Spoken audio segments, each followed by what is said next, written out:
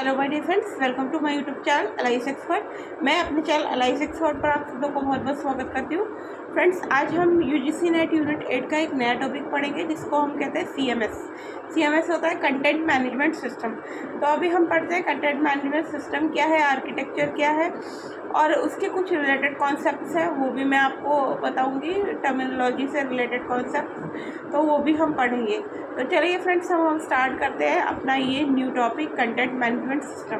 Content management system is a software that helps user to create, manage, store and modify there digital content. क्या किस चीज़ में help करता है?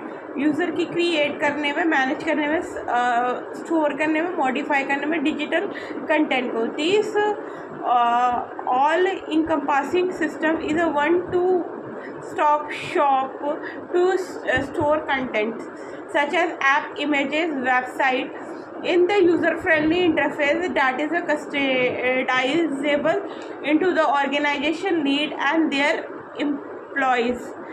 ठीक है, अब ये तो हो गया इसकी डेफिनेशन। अब हम आते हैं इसकी कोर आर्किटेक्चर। और आर्किटेक्चर क्या है सीएमएस का? पहला हमारा है every standard CMS rely on mainly underlying two component to bridge the gap between content creator and website visitor। तो इसमें पहला है हमारा कंटेंट मैनेजमेंट एप्लीकेशन। ठीक है, पहला पॉइंट है this is a front end user interface. This features wings editor, WYSIWYG।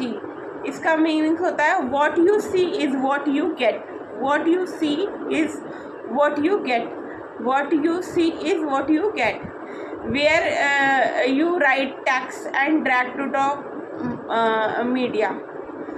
Application content delivery application में क्या है? ये बैक एंड इंफ्रास्ट्रक्चर है, ये ऑटोमेटिकली टेक रहता है रॉ डाटा को। ठीक है, अब type of content management system में हमारा क्या आता है? ट्रेडिशनल मोनोपोलिस्टिक सीएमएस आता है। ठीक है, इंटीग्रेट ही करता है creation of the back and directly with the display front end के साथ, और ग्रेटर रहता है for the standard web layouts के साथ।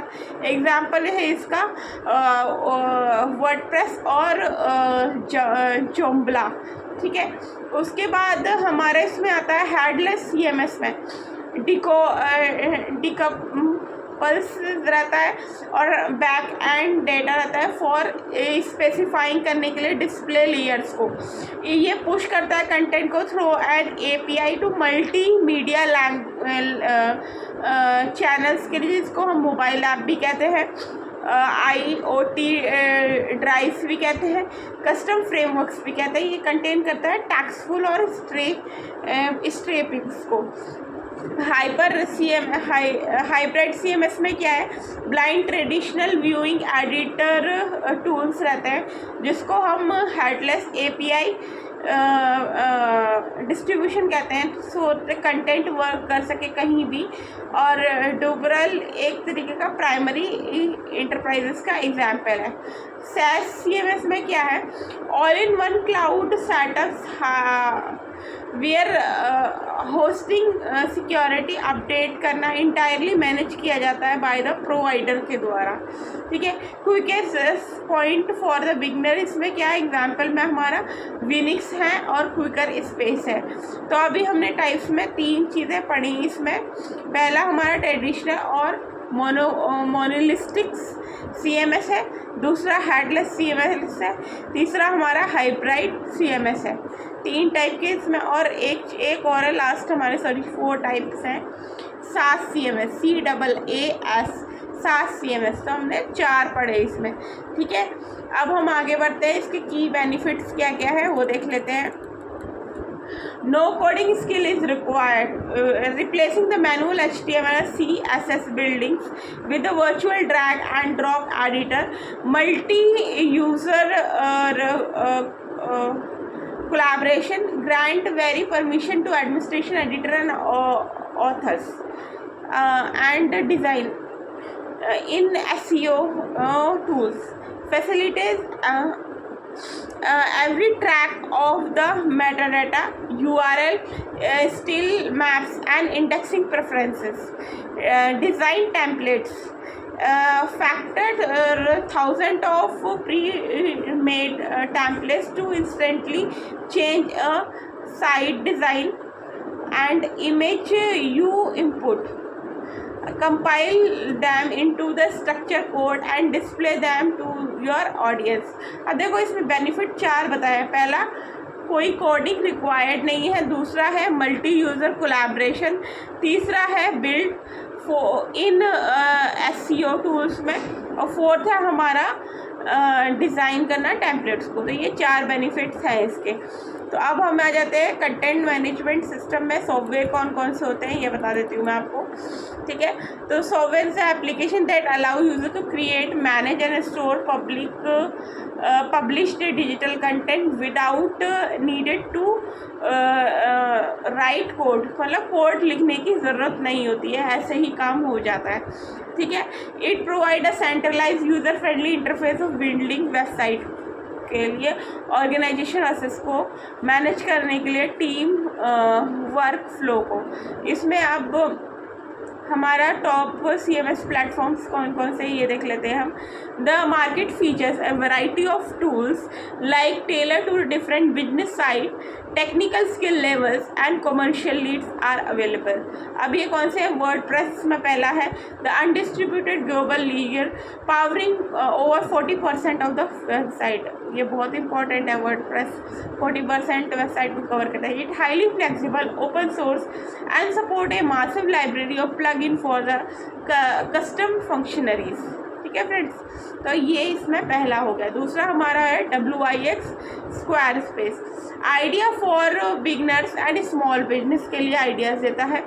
उसके अलावा इसमें रहता है स्मॉल बिजनेस है, these are the cloud based all in one builder, offer करते हैं intuitive drag and drop infrastructure, hosting और टेम्पलेट्स, ये देता है ये।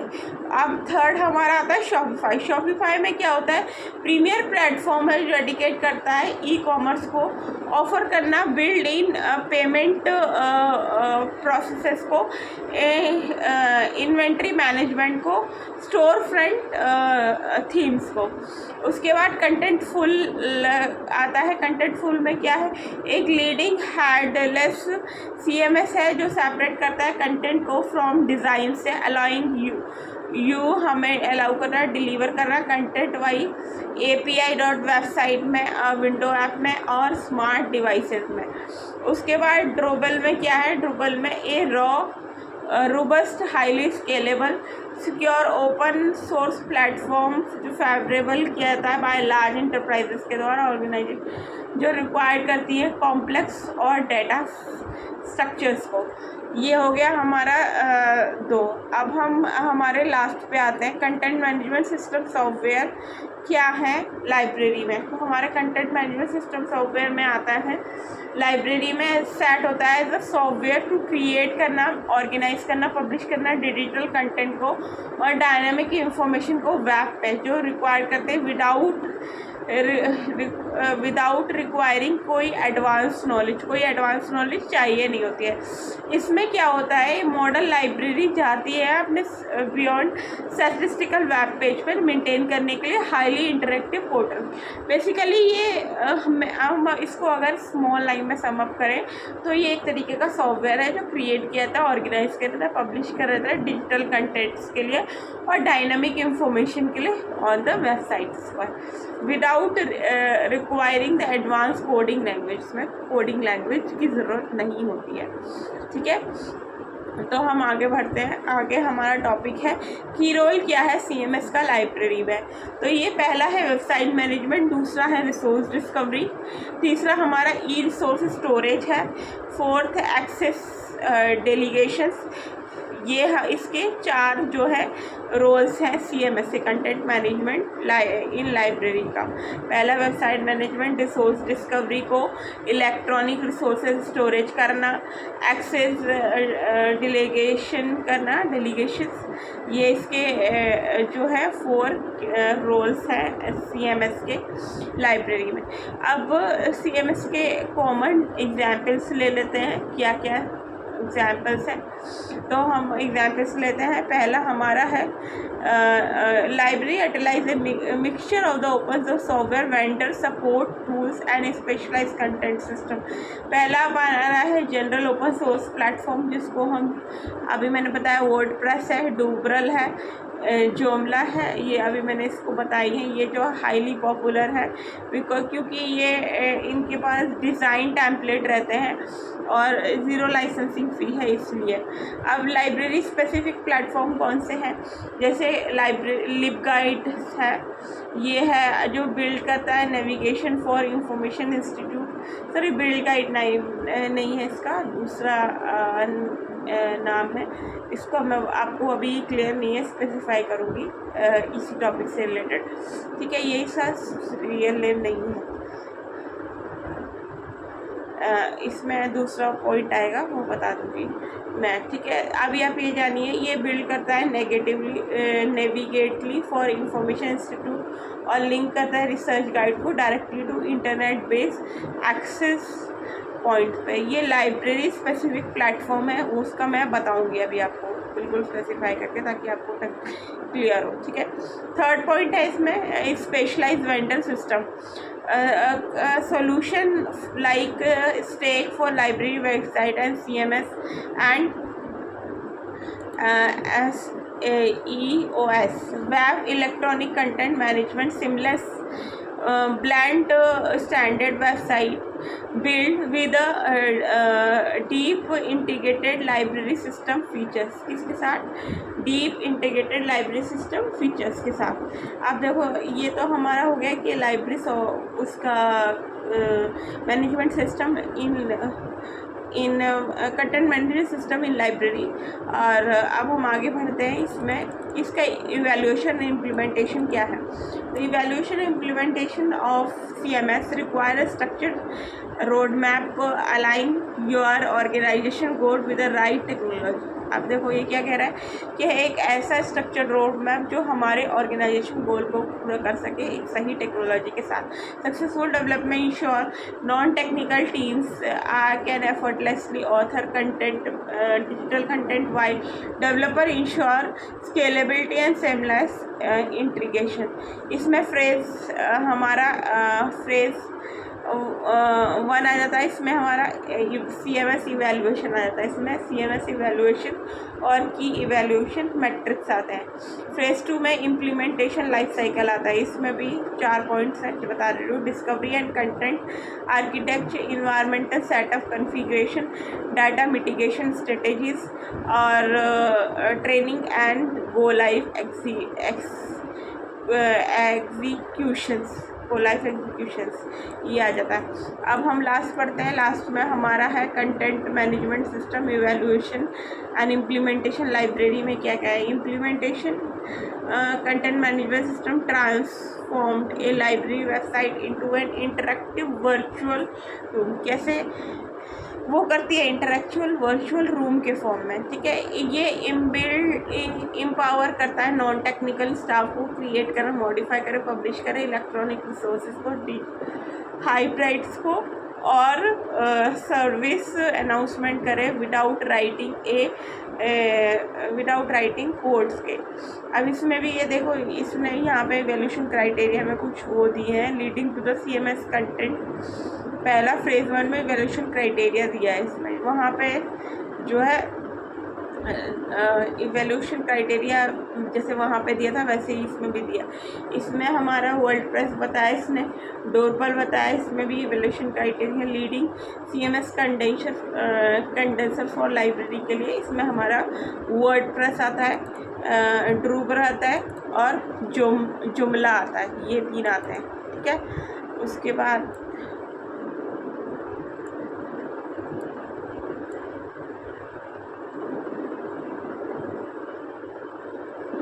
जुमला आता है। इसके बाद हमारा दूसरा जो है सिस्टम इम्प्लीमेंटेशन लाइफ साइकिल। इसमें अब देखो इसका भी वैसा ही वो है, ये इम्प्लीमेंटेशन पहला हमारा इवोल्यूशन हो गया, इसमें इम्प्लीमेंटेशन है। अब लाइब्रेरी में क्या क्या है implementation, requirement gathering and strategy. दूसरा हमारे का आर्किटेक्चर एंड मेटाडाटा डिज़ाइनिंग है। तीसरा हमारा data mitigation and content strategies है। फोर्थ हमारा वर्क फ्लो सेटअप और सिक्योरिटी परमिशन, ये भी लाइब्रेरी में पार्ट होता है। और लॉन्च ट्रेनिंग एंड इवैल्यूएशन, ये भी लाइब्रेरी में पार्ट होता है इम्प्लीमेंटेशन साइकिल्स में। तो ये हमने पढ़ा कंटेंट मैनेजमेंट। इससे एक रिलेटेड टॉपिक है डेटा इंटीग्रेशन, वो भी हम पढ़ते हैं। डेटा इंटीग्रेशन क्या होता है? Data integration is the technological and business process of combining data from multiple disparate sources into the single and unified view, enable consistent analysis, reporting and operating efficiency, organize, utilize the practice to break down the data silos, allowing team to draw actionable insight from a synchronized data set instead of jumping between isolate application, the CRM and ERP and cloud storage system। ठीक है, तो अब ये क्या कह रहा है, जो डेटा इंटीग्रेशन एक तरीके का टेक्निकल और बिजनेस प्रोसेसिंग होती है, combination of data from multiple drivers sources into a single में। ठीक है, यूनिफाइड व्यू इज इनेबल करना कंसिस्टेंट एनालिसिस को, रिपोर्ट को और ऑपरेटिंग एफिशिएंसीज को। अब इसमें कोर आर्किटेक्चरल अप्रोचेस क्या है? बहुत सारे डिस्टिंक्ट टेक्निकल स्ट्रेटजीज हैं जो यूज़ होती हैं एग्जीक्यूट करने के लिए। डाटा इंटीग्रिटी को डिपेंड करता है इंफ्रास्ट्रक्चर नीड पे, डाटा वेलोसिटी पे। इसमें ELT आता है, एक्सट्रैक्ट ट्रांसफॉर्म्ड लोड्स, इसे डाटा गैदरिंग करना फ्रॉम डिफरेंट सोर्स सिस्टम से, क्लीन्ड करना, रिस्ट्रक्चर करना इन टेम्पलेट्स स्टेजिंग एरिया में, देन राइट करना into the centre data warehouse में। ठीक है, ये अप्रोचेस ये अप्रोच इस तरीके का आइडिया है फॉर हाईली रेगुलेटेड करने के लिए इंडस्ट्री को, जो रिक्वायर करती है प्री डिफाइंड स्कीमा को बिफोर स्टोरेज। अब उसके बाद ELT में क्या होता है? Extracted load transformation. इसको LT को चेंज कर दिया, इंटरचेंज कर दिया। ठीक है, जिसमें ETL था, इसमें ELT है। वो जिसका जो टर्मिनल वो फुल फॉर्म है टर्म का, वो सेम ही है। पहला हमारा एक्सट्रैक्ट आ जाता है, दूसरा लोड आ जाता है, तीसरा ट्रांसफर आता है। यहाँ क्या है? Raw data is transferred directly into the modern cloud data platform, जिसको हम लैक हाउस भी कहते हैं, बिफोर रिकन्स्ट्रक्टिव होने से पहले। इट लिविगेट the high computable power modern cloud environment to handle the masses and unstructured data set efficiencies. अब डाटा वर्चुअलाइजेशन क्या होता है? डाटा वर्चुअलाइजेशन में आता है हमारा This methodology create an abstract software layer allowing user to query data across a different system simultaneously without a physical moving and consolidating the underlying files को। अब ये कह रहा है डाटा वर्चुअलाइजेशन में क्या होता है? ये मेथोडोलॉजी क्रिएट करती है कि एब्स्ट्रैक्ट सॉफ्टवेयर लेआउट को, जो यूज़ करता है यूज़र क्वेरी डाटा को डिफरेंट सिस्टम स्टिमुलस में विदाउट फिजिकल मूविंग के और कंसोलिडेट करने के लिए अंडरलाइंग फील्ड्स को। अब इसमें दूसरा हमारा आता है स्ट्रीमिंग डाटा इंटीग्रेशन को। इसमें आता है कंटिन्यूअल डाटा पाइपलाइंस इंटीग्रेट करना, इवेंट्स स्ट्रीम्स को, OTI लॉग्स को, ट्रांसैक्शनल लॉग्स को रियल टाइम में। ठीक है, अलाउइंग करना बिजनेस को टू एग्जीक्यूट करना कॉन्सिक्यूटिवली, एग्जीक्यूट करना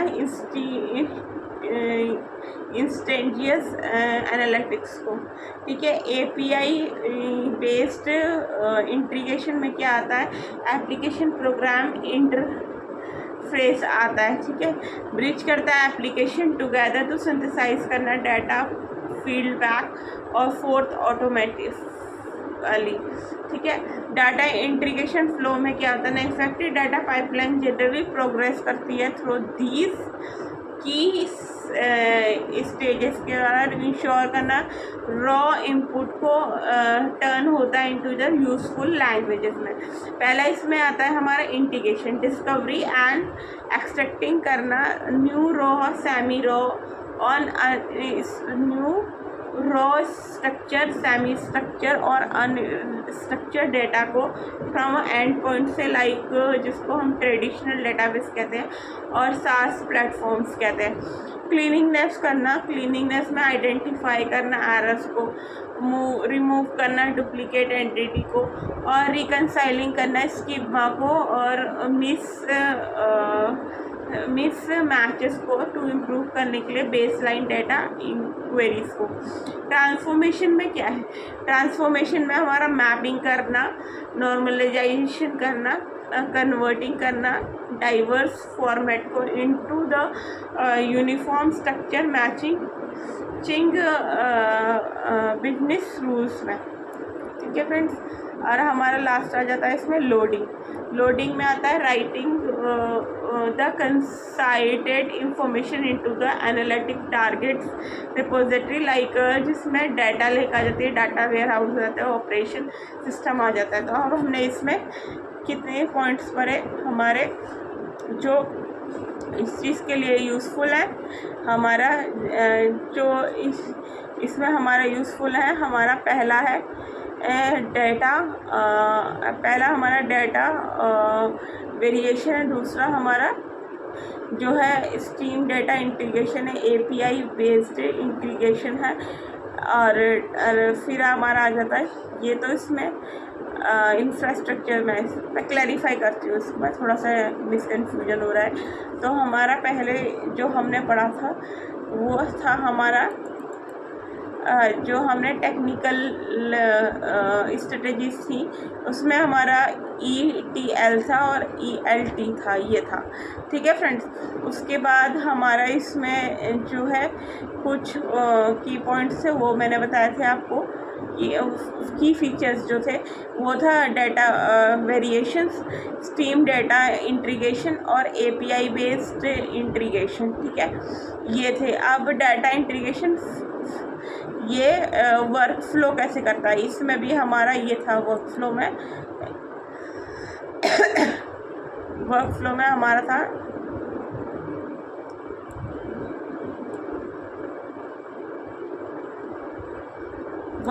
हमारा था इंसेक्शन, क्लीनिंगनेस, ट्रांसफॉर्मेशन और लोडिंग, ठीक है फ्रेंड्स। तो यानी फीचर बताया आपको, वर्क फ्लो बताया इसका,